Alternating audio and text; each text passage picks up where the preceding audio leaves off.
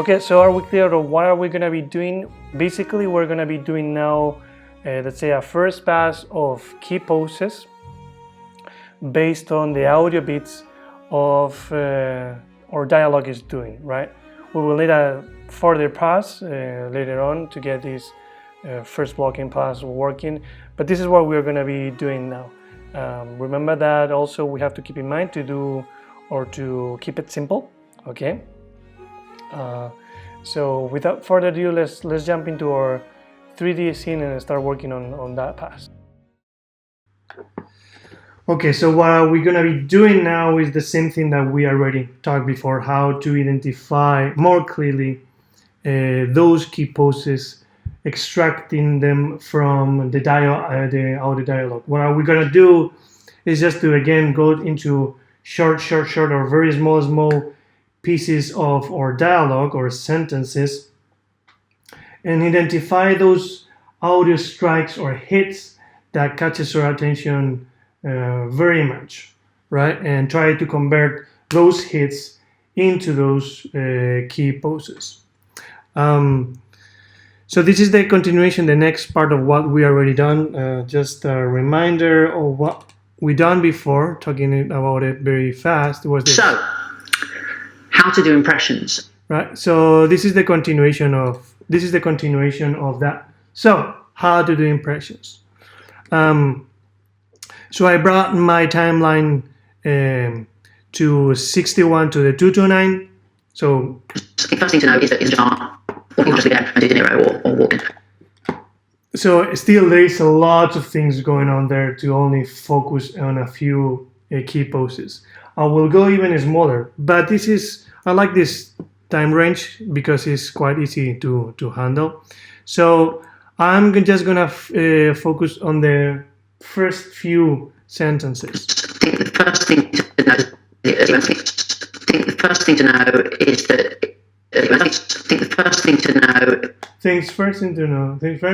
That's the one that I want to work on first. So let's get a playblast of just that part so we can hear it repeatedly and get those hits or those sound strikes. I think the first thing to know.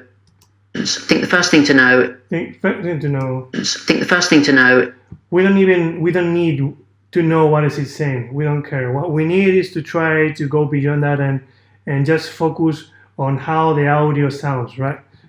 I think the first thing to know.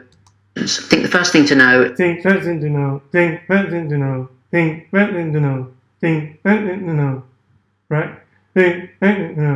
1, 2, 3. So it feels like only those three are the most noticeable ones. I could even go maybe one step further, but I think the first thing to know. No, I could even go. No, I could even get two, but I'm not gonna go that far. But we can even go to the other direction and get very complicated and lots of key poses out of this simple sentence. I think the first thing to know. We could go first thing to know. First thing to know.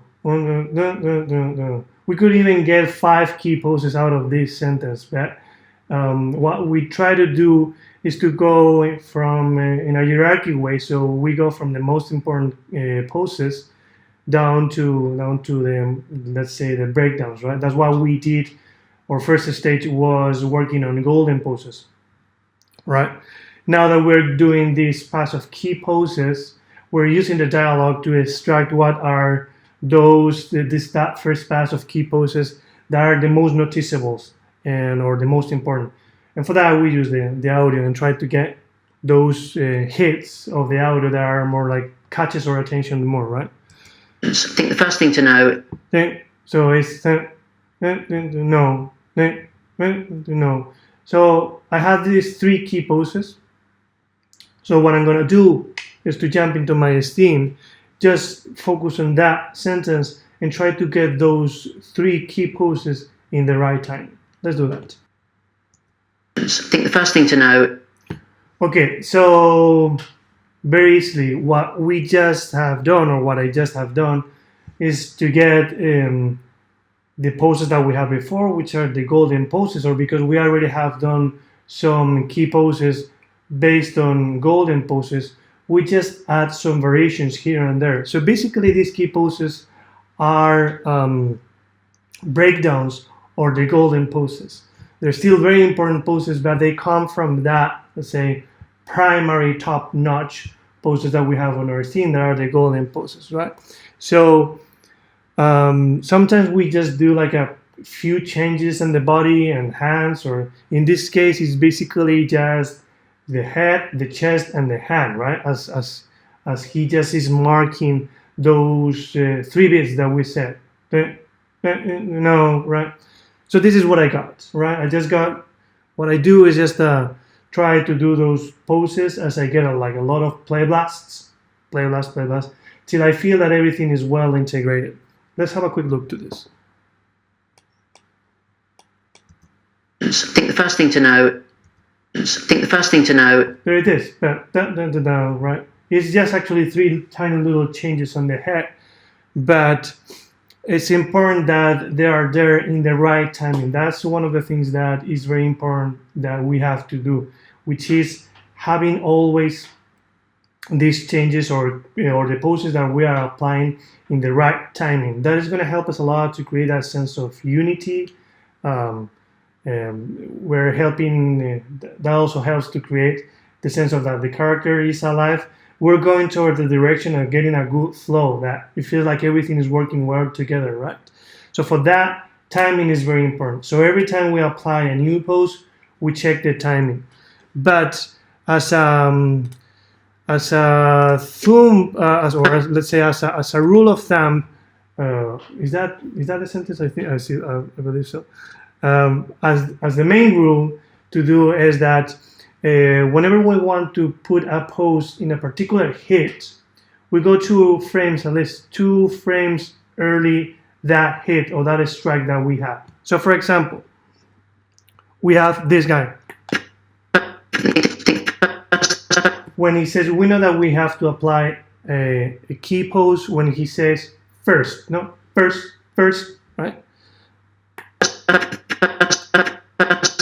So we look for that sound. The moment we hear the frame that is doing that big noise, that big sound,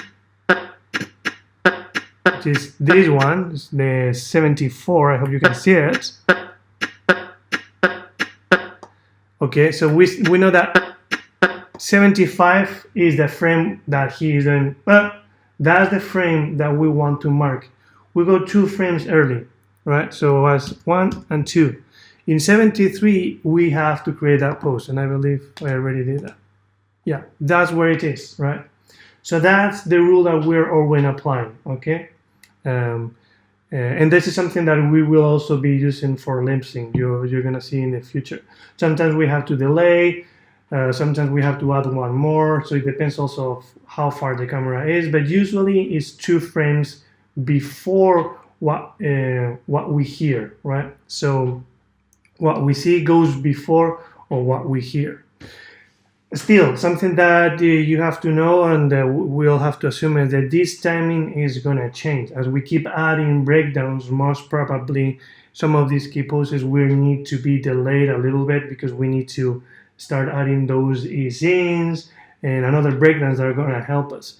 But that's okay. The thing is that in every step that we do, in every key or pose that we add, we have to make sure that it's in the right and precise timing or frame, so it feels that they are connected. It feels like the image and the audio is connected, because that's where we're looking for. We're trying to connect as much as we can what we hear and what we see, right? Okay, so let me show you then how it would look, the whole this just range of 61 to 15. See how it looks. Because it's important to also, even though we're focusing small, little by little, and we ply blast continuously, because that's very important to keep ply blasting in order to see that the timing is correct and see that how everything is working together. Sometimes we need to do like tiny little changes in the poses or in the timing even included. So what we do is basically we do play last continuously, so we make sure that we are working on the correct frame rates. But also it's important that we have a look to how everything or small or bigger sections work together, because we need to keep an eye on keeping everything on balance. We don't want to overact the things, overdo the things. We need to find that harmony in between dynamic poses or dynamic movement and holding poses. This is going to help us also to find the contrast, which is a very important thing to do. So let me show you how this part here, this 61 to 250 works. I think the first thing to know is that it doesn't just start automatically. You can't just leap in there and do De Niro or walk in. So we have done exactly the same process all the time. Just go little by little sections by little sections, trying to get those. So for example here, to know is that it doesn't just start. Isn't just not bam bam bam bam 1 2 1 2. So when you got that, you know that you have to create those key poses in your time range or in your time slider. So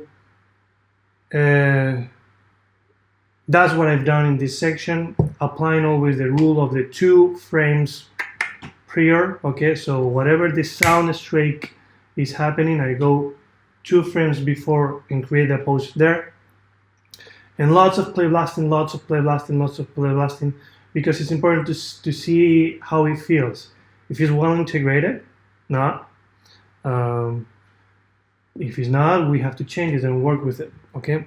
And then we do play blast of the whole thing to see how all those bits work together little by little.